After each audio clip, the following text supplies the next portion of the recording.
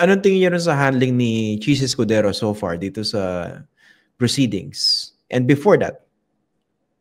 Si Cheese Escudero, umpisa pa lang, kaya ano na yan, doon na sa akusado yan. Gusto nang tumulong sa akusado niyan. Kasi yung first instance pa lang, na dumating sa kanyang articles of impeachment, at pinilit niyang i-redefine yung meaning sa diksyonaryo ng fourth wheel, tuloy-tuloy na yan. Pagka nakita mo na pinipilit niyang baluktutin yung ibig sabihin nung salitang iyon, maliwanag na umiiwas ka. No? Doon pa lang. At pagkatapos noon, hindi na tumigil Pagkatapos noon, tuloy-tuloy po rin yung preoccupation nitong si Cheese Escudero doon sa mga puntong iyon na alam naman nating mali. Actually, walang argumento Mali talaga yun Pagkatapos, second guessing the Constitution. Pagka ikaw ay nasa loob ng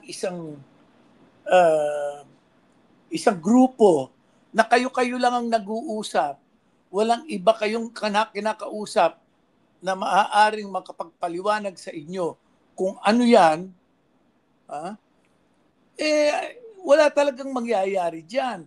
You will keep on second guessing the rules, the laws, and the Constitution.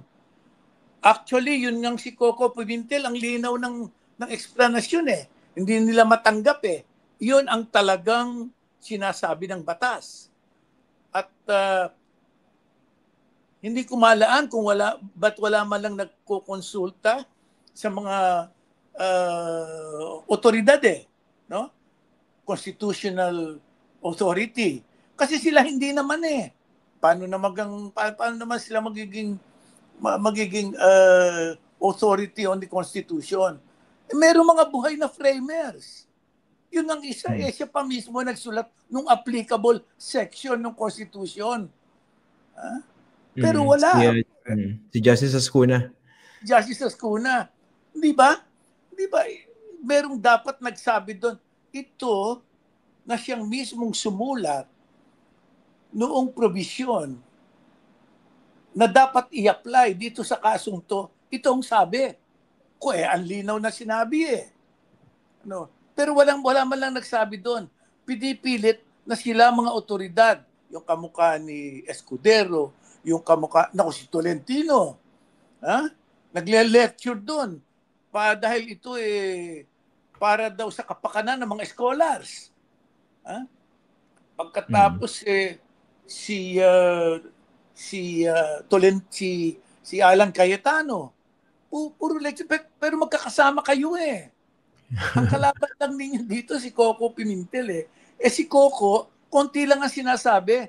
Dahil napakalinaw hindi ka yung maraming sinasabi na nagpapaligoy-ligoy, iyon ang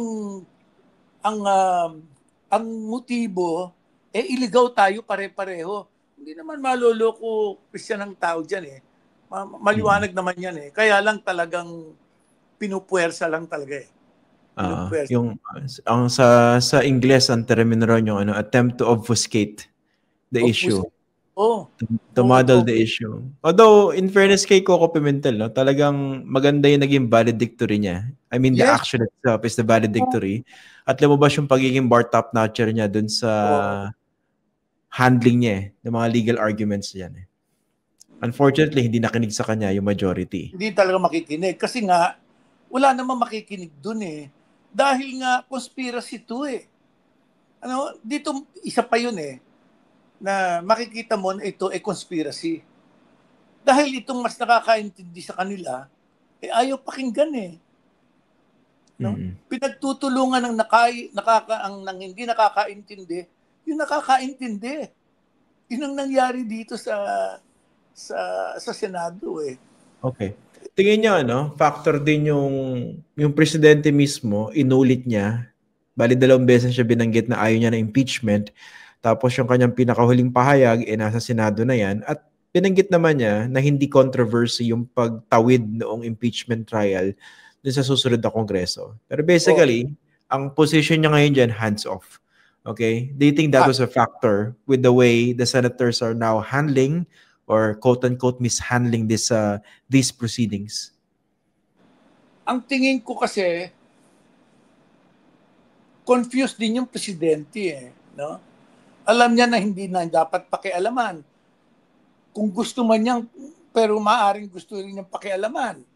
Alam mo si presidente, ang tingin ko naku-confuse yan sa lahat ng naririnig niya sa nakapaligid sa kanya Alam mo, pag tinignan mo yung nakapaligid sa kanya, di mo naman alam kung ano mga sinasabi niyang mga yan no?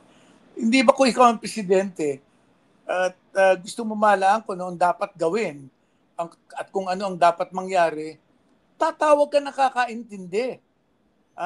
Kamukha rin ng Senado na kung maghahanap ka, yung framer ng Constitution, yung constitutionalist. Hindi yung kung sino-sino lang nakapaligid sa inyo. Ganun din siguro ang nangyari sa kanya. Kaya hindi niya malaan kung ano ang gagawin niya. Kaya nawalan siya ng totoong hindi siya dapat pumapil dyan. Pero, kailangan sabihin din niya kung anong sinasabi ng Constitution dapat mangyari. Hindi naman dapat kailangan sabihin mo na ito ang dapat mangyari. No? Ang sinasabi mo, ang sabi ng Constitution, ito dapat mangyari.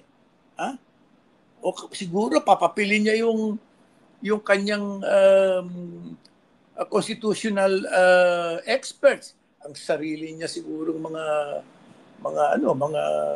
mga secretary diyan cabinet na maaring sabihin itong sinasabi ng Constitution. Pero medyo rin sila medyo hindi rin nila malaan kung dapat silang sumausaw diyan dahil nga executive no, pabayaan mo sa kanila. I think there is a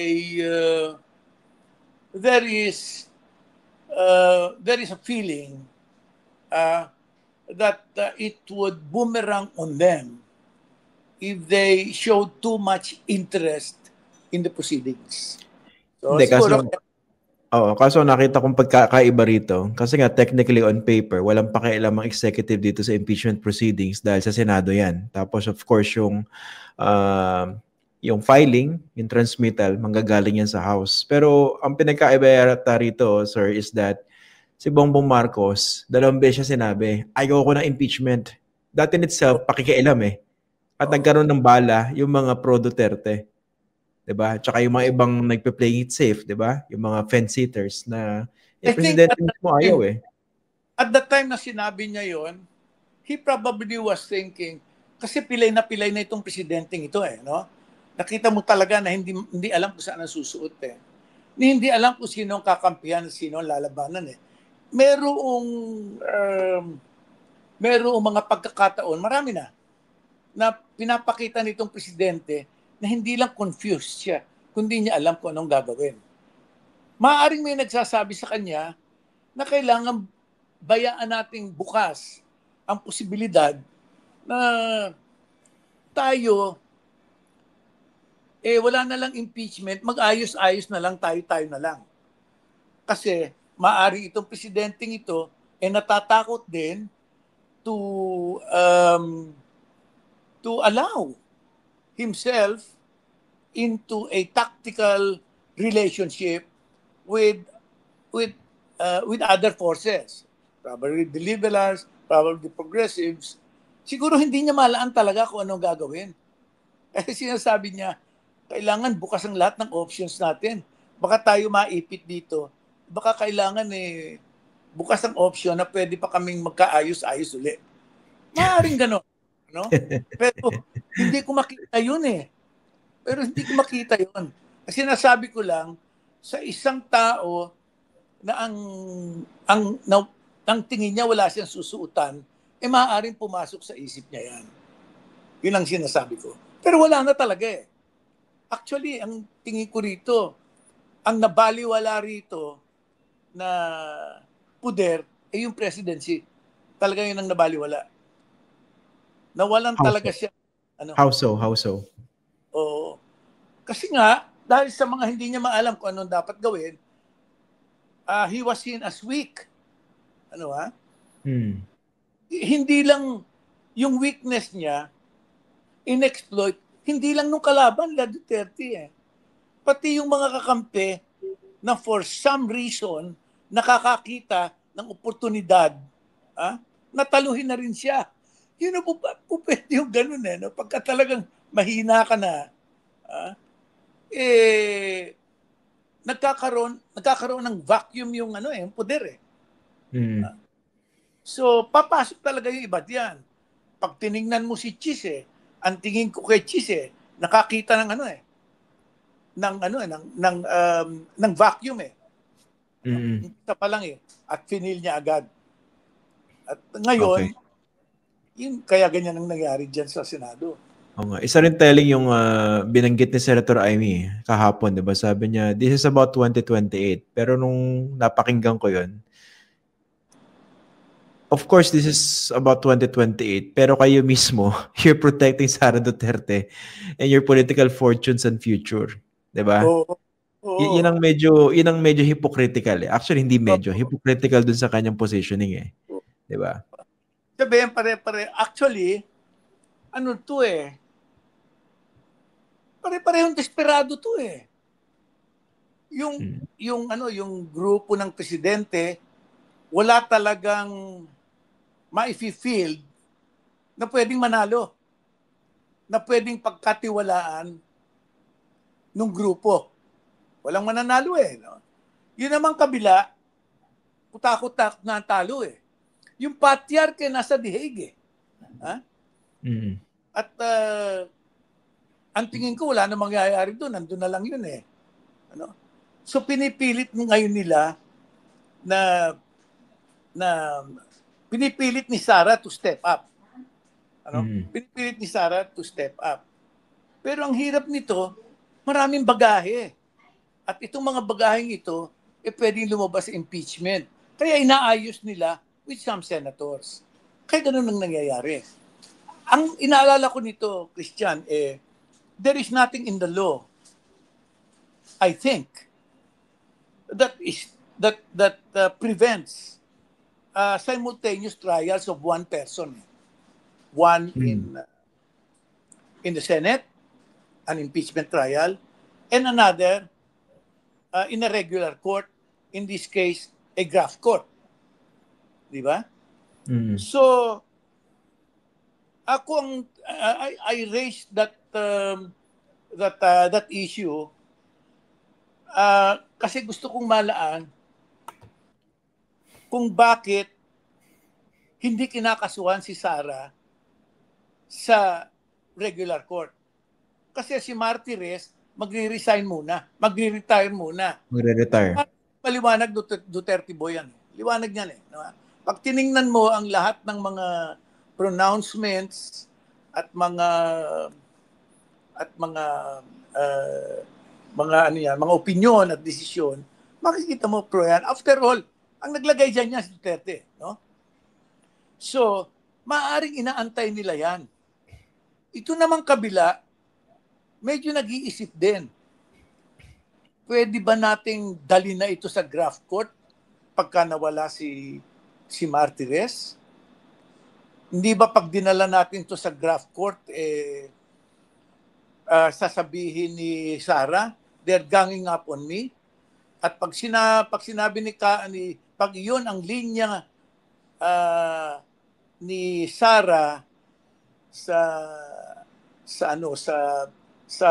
sa publiko, ipapakita niya na pinagtutulungan siya. So naghahanap ng sympathy vote. Naniniwala ako na pwede yun no?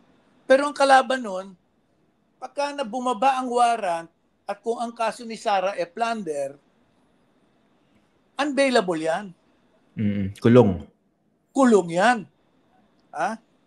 Ngayon, hindi po pwede maglililitaw si Sara dyan at magsasalta ng kung ano-ano. Proxy na lang yan. So, walang mangyayari din. Siguro ito ang mga posisyon na tinitimbang ng mga naglalaro nitong larong ito. Siguro yan.